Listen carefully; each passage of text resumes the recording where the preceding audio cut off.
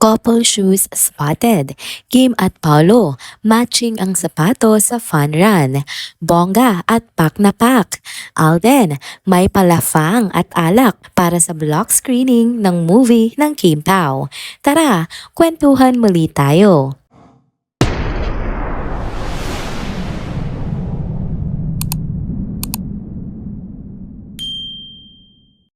Hello mga ka-trenders!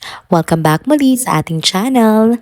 Kung bago pa lamang kayo dito, huwag nang kalimutang mag-like, mag-subscribe at i-hit na rin ang bell notification para lagi kayong updated sa mga balitang trending at napapanahon. Yes, happy Wednesday na tayo mga ka-trenders. Nairaos na din natin ang ating Monday at Tuesday, ano? Kumusta na kayo dyan? Tuloy lang sa laban kahit minsan parang gusto na lang natin mahiga buong araw. Pero syempre, huwag kalimutang i-enjoy ang life. Kaya naman andito tayo ulit sa isa na namang tsikahang pampagaan ng mood. At kung good vibes lang din ang usapan, syempre ang bida, walang iba kundi ang paborito nating tambalan, ang King Pao. Ready na ba kayo? Tara na at simulan na natin ang mainit-init na usapan. Heto na nga mga ka-trenders, napansin nyo ba yung mga usap-usapan lately? Aba, mukhang may bago na namang kilig update mula kina Kim Chiu at Paolo Avellino. Sa totoo lang, kahit wala silang inaamin o sinasabi, parang may mga pa-sweet clue pa rin silang iniiwan sa kanilang mga fans. Kaya naman ang Kim Pao world, todo ang hiyawan at kilig overload. Sa mga litratong ibinahagi nga ng Kim Pao family sa Facebook, makikita sina Kim at Paolo na kasama ang kanilang mga kaibigan. Chill lang ang vibes ng grupo pero hindi talaga pinalampas ng mga fans ang isang maliit na bagay, ang suot nilang sapatos. Oo mga ka-trenders, couple shoes daw di umano ito. Ang caption nga ng post, Sunday Run. Simple lang pero ang impact. Grabe, batay sa IG post ni Kim, sumali sila sa Run to Share 2025 na ginanap sa Car Free Sunday sa Ayala Avenue, Makati. Isang healthy at happy bonding moment ito para sa tambalan na talagang sinusubaybayan ng maraming fans. Pero syempre, hindi nakaligtas sa matalas na mata ng mga certified Kim Pao supporters ang twinning shoes ni Kim at Paolo. Iba nga lang ang kulay, pink ang kay Kimi, light green naman ang kay Pao. Pero parehong-pareho ang design. Ayon sa mga fans, halatang halata raw na couple shoes ito at hindi raw ito basta-basta coincidence lamang.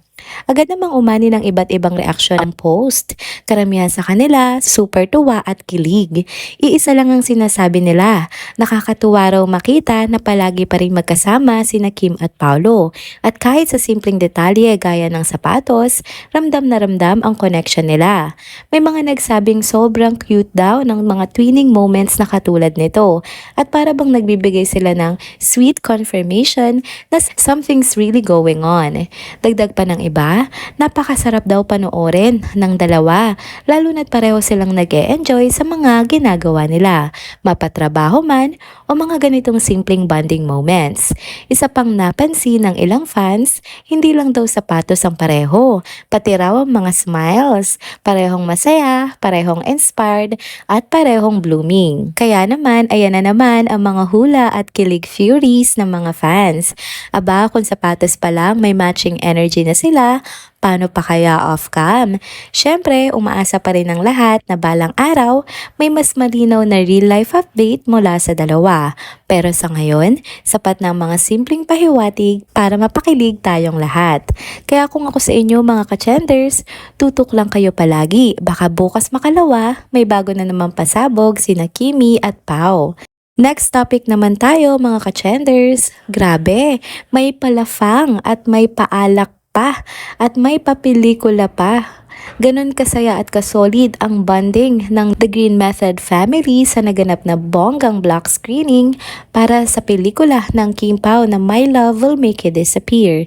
At sino nga ba ang pasimuno ng lahat ng ito? Walang iba kundi Si Alden Richards lang naman. Oo mga ka-chenders, si pambansang Bay mismo ang nag-organisa ng napaka-espesyal na block screening bilang suporta sa mga kaibigan niyang sina Kim Chiu at Paolo Avellino. Hindi lang basta block screening to ha, super touched talaga ang Kim Pao sa effort na to kasi ramdam na ramdam nila ang genuine support ni Alden. Pero teka, rewind muna tayo ng konti. Alam niyo ba kung paano nagsimula ang closeness ng tatlo? Kasi naman, nabuo ang isang matibay na fitness fam sa The Green Method, isang gym/physical fitness center kung saan laging nagkakasama sina Kim, Paolo at Alden. Dahil sa kanilang pagmamahal sa sarili at maging sa kalusugan, nag-cruise ang mga landas nila sa gym. At mula noon, naging solid na tropa na silang tatlo. At hindi lang silang tatlo ang part ng barkadahan na yan ha, madalas ding makita si Barbie Fortesa na tumatakbo kasama nila.